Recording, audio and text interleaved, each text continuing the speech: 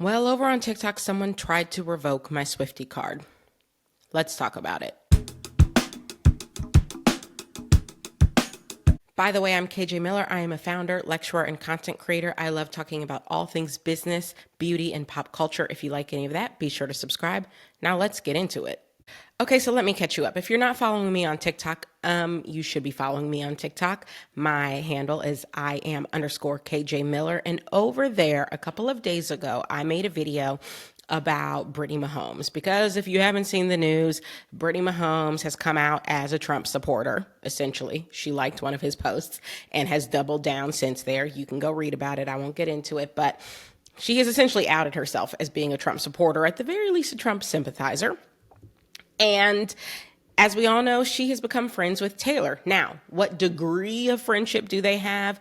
I don't know. They haven't hosted a press conference about it, right? So I don't know how close they are. I do know they've been out and about together. I do know that she was at Taylor's Rhode Island mansion this past weekend. I do know that they have been photographed holding hands and doing secret handshakes and dapping it up and everything else, okay? So at the very least, they're friendly, if not friends. And what I said in the video was, you know, it's getting hard to defend our girl, okay? She has been accused of being a white feminist many a time, certainly before I came along as a fan, and I fear that label is going to stick. And that was my whole take. And well, actually, I ended the take by being like, look, if anyone wants to come to the comments and convince me that I'm wrong, please feel free. And a number of people did. A lot of the comment section, that video now has thousands and thousands of comments.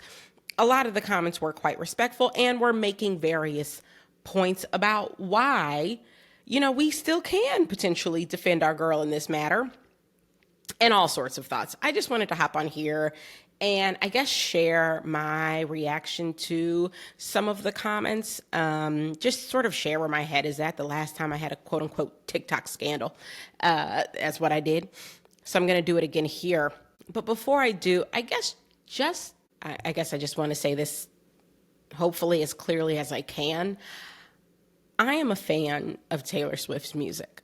I am a deep fan of her music and of what her music has meant to me over these last, call it 9-10 months. And I don't think that's going to change. The music is the music. And it has meant a lot to me. I've enjoyed singing it. I've enjoyed listening to it. I've enjoyed playing it on piano.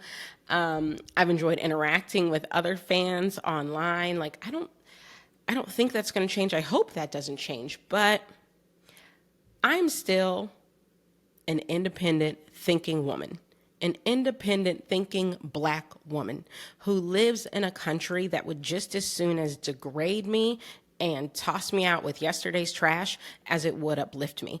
That is my truth. And so the lens I bring to everything is that lens. And sometimes I think that gets lost on people. I think sometimes people think because I'm a fan of Taylor Swift's that my fandom looks like their fandom. Well, if you're not a Black woman moving through the world, our fandom probably doesn't look the same. And by the way, that's okay. That's no shade to you. That's no shade to me. That's just how I move through the world. And like, my experiences and my perspective is going to be colored by that. So let's just start there. If for some reason you can't respect that, the door's that way, right? Like, what I won't tolerate is disrespect. I'm happy to have discussion. I'm happy to have debate. You're looking at a state debate champion here, okay? So we can debate, but I will not tolerate disrespect. I've already blocked many a person over on TikTok. Can you block people on YouTube? I don't think you can, but don't expect a response from me if you're going to come in the comments being crazy. That's just not, I'm simply not going to do that.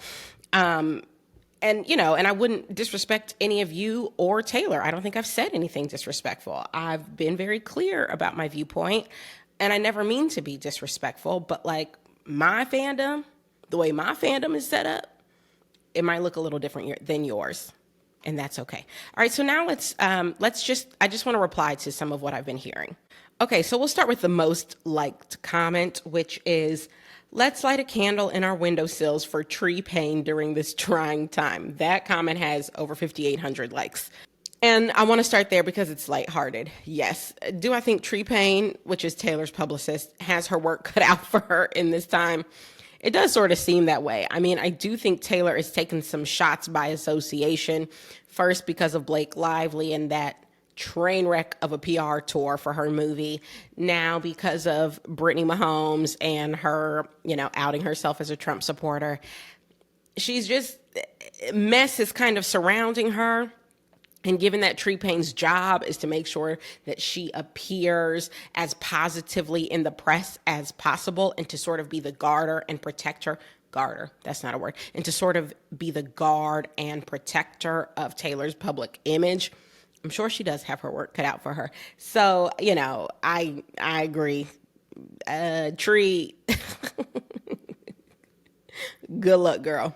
Okay, the next comment I want to read, this one has over 3,500 likes, says, it's entirely likely that politics hadn't come up between them. I think what happens moving forward will be more telling.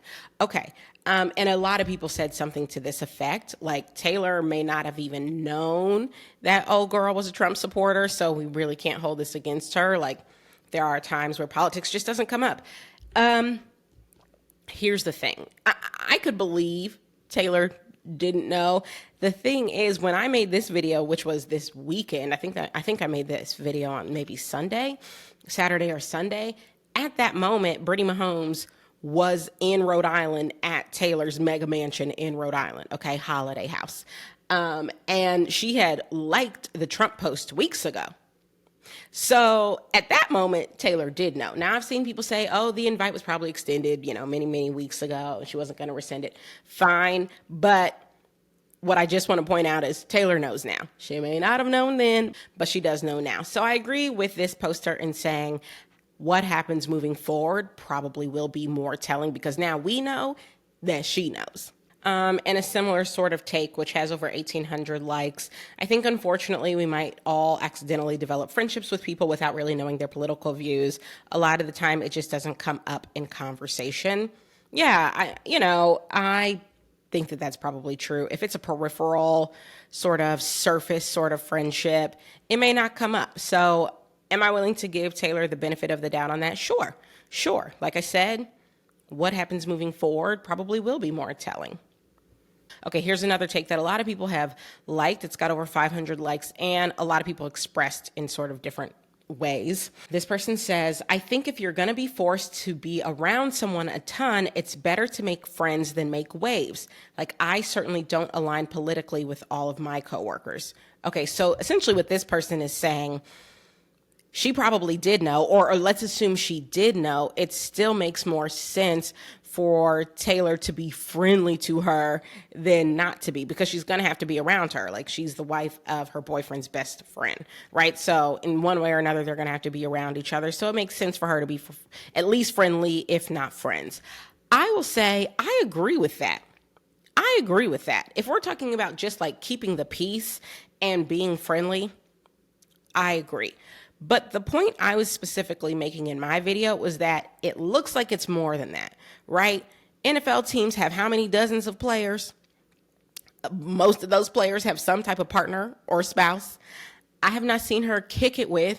I have not seen her create handshakes with. I have not seen her handhold the dozens and dozens of other football wives and spouses and girlfriends. Okay, so to me, it looks like, again, I don't know, it looks like a real relationship / friendship has been formed. It looks like she's kind of in the inner circle. I could be wrong about that, but that was kind of my point. That's what it looks like. That's what it's giving, okay? It is giving publicly. Me and her are cool. She and I are cool, to be grammatically correct. And, given that she's on board with all of Trump's policies, because by the way, the post that she liked wasn't some generic Trump post. It was him laying out his very racist and very anti-immigrant agenda. And she liked it. Okay, so that's who she is. That's who she let us know she is. And if Taylor is cool with her, then Taylor is letting us know she's cool with that. She might not love it, but she's cool with it. She can kick it with her. She can dap her up. She can hold hands. I get to feel a certain way about that. I do. And so to this person's point, I would agree If we're just talking about keeping the peace among people you know you have to be around, I agree with keeping the peace. But to me, it looks like it's more than that. It does not look like this is just somebody she's being cordial with because they happen to be in the same spaces and around one another. It looks like a closer friendship. Okay, now this next comment gets to something that has been expressed a million different ways in my comment section. I don't know if this is the most liked version of this comment, but it's near the top, so I'm going to read it. Person says, this may be an unpopular take, but I don't choose friends based on political views. I have long-term friends who have different views than mine, and it's a great thing. Gives us great discussions. Okay. Okay. Here's what I am going to say on that, and it kind of links back to how I opened the beginning. The way I move through the world as a Black woman means that the way I perceive certain things and the way that I am perceived is going to look different from a lot of people and certainly from a lot of Swifties. All we got to do is look through the concert footage to know that I don't look like most Swifties, okay? What we're describing as a difference in political views is, in my opinion, I think that downplays things a lot. What Trump has publicly supported, what the MAGA crowd has publicly supported, is harmful to me in a real way. Denying my access to reproductive health care, that's harmful to me. Particularly when we consider that Black women already are 2 and 3 times more likely to die in childbirth than white women. Taking away my ability to get access to the health care that I need, that is life and death. That's not just a difference in political views. I'm not just going to see that you think that and think to myself, let's let bygones be bygones. No, you'd rather I die than be here to live my life, be here to take care of my child because you think your God told you I shouldn't be able to make decisions about my own body. I'm not going to be able to kick it with you. I'm not going to be able to kick it with you. I'm not going to be able to say, let bygones be bygones. I'm not going to say, oh, it makes for fun discussions. Huh? That's not a fun discussion. That's a terrible discussion. And frankly, it's for damn sure not a discussion I should be having with anybody but my doctor. So, these things we're talking about as if they are political views, Donald Trump has said he would pardon the January 6th insurrectionists, the people who literally stormed our Capitol and tried to undo the results of a fair election, essentially trying to reverse my vote, as if my vote didn't matter. Also, Republicans are currently purging millions of voters from the polls, a right that my ancestors died for, fought for, bled for, marched for. These people are gleefully going and taking away from me, taking away from my parents, taking away from people who look like me just so they can stay in power. But you think we should just chit chat, have a fun discussion? That's not fun. So I just want to be clear when y'all talk about, oh, we can have differing political views and still be friends. If I think taxes should be a little bit higher for billionaires and you think taxes should be a little bit lower for billionaires, yeah, we can still be friends. Absolutely. If I think we should have more funding for libraries and you think we should have less funding for libraries, yep, we can kick it. If I think kids shouldn't be forced to say the Pledge of Allegiance in schools and you think kids should be forced to say the Pledge of Allegiance in schools, yep, we can kick it. Do you see what I'm saying? There are all sorts of issues, political issues, that we can be on differing sides of and still have a relationship, even a friendship. But once you start believing that I am worth less, that I should have fewer rights, that my safety is less important, what do we have to talk about? What do we have to discuss? And for damn sure, what do I have to respect? I just want to be very clear about that. I don't respect it.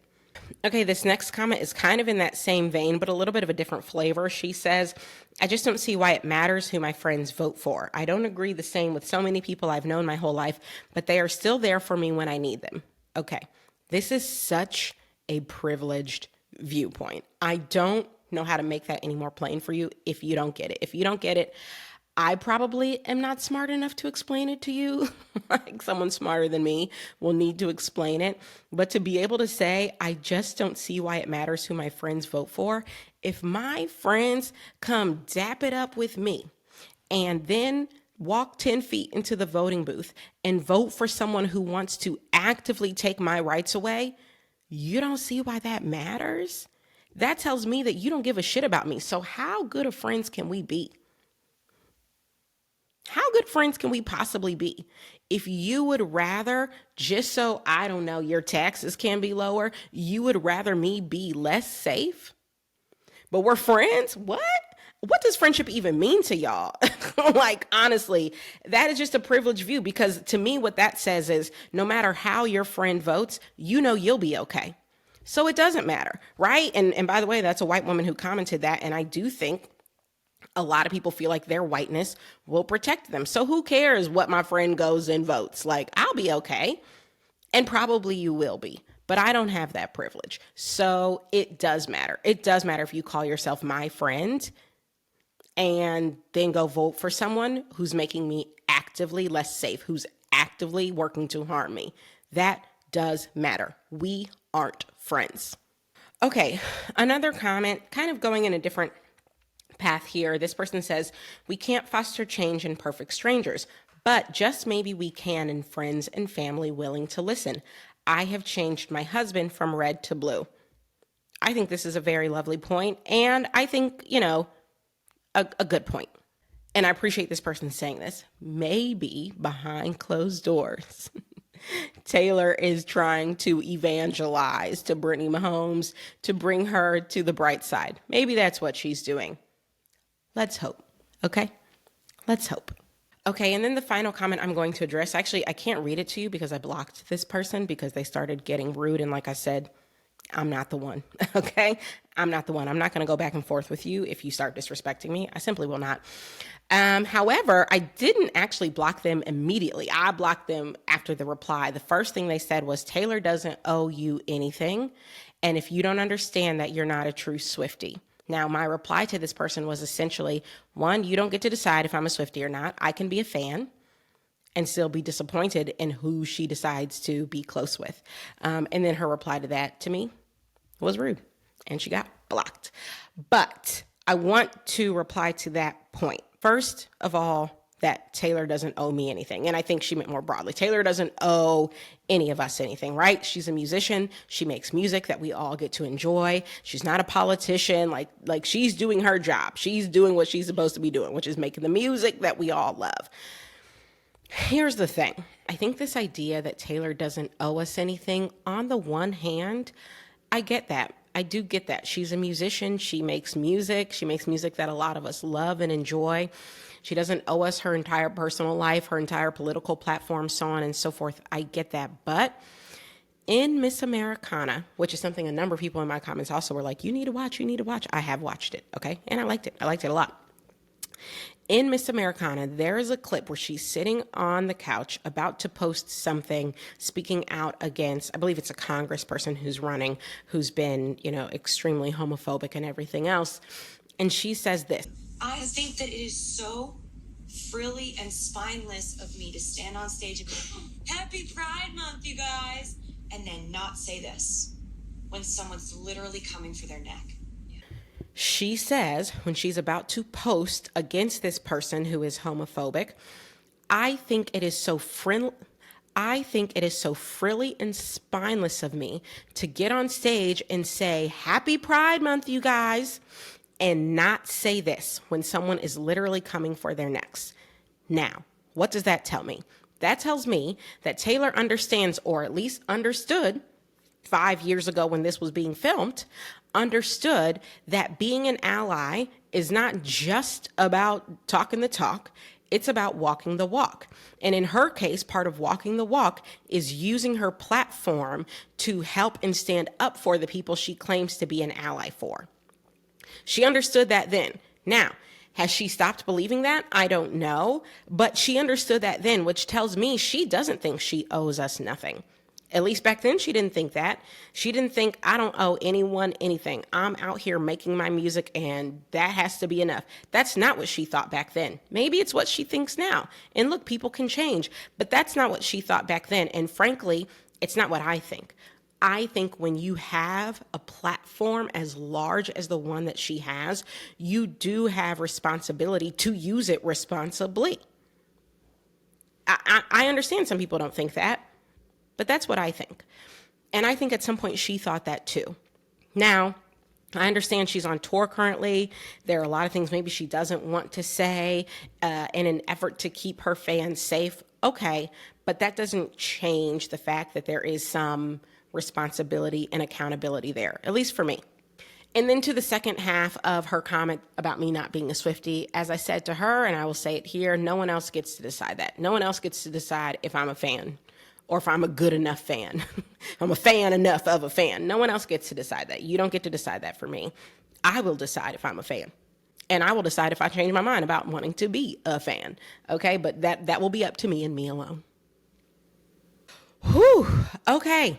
That's it. I think that's it. I think that's all I have to say. I really debated on making another video on TikTok, and I can't promise I won't. You know me. If it's one thing I love to do is make content. But I opted out of making another video on TikTok because I felt like it was just going to spiral into just like reply after reply after reply. And after a certain point, you kind of just want to like let what you've said be the thing you've said. But I wanted to bring it here because, you know, this is longer form. And I felt like, well, at least here I can say all that I want to say in one good video. And maybe it'll land, maybe it won't, but it's true. It's my truth. And that's that. So if you liked this video or in general you like content like this, I hope you will stick around and subscribe, and I'll see you next time.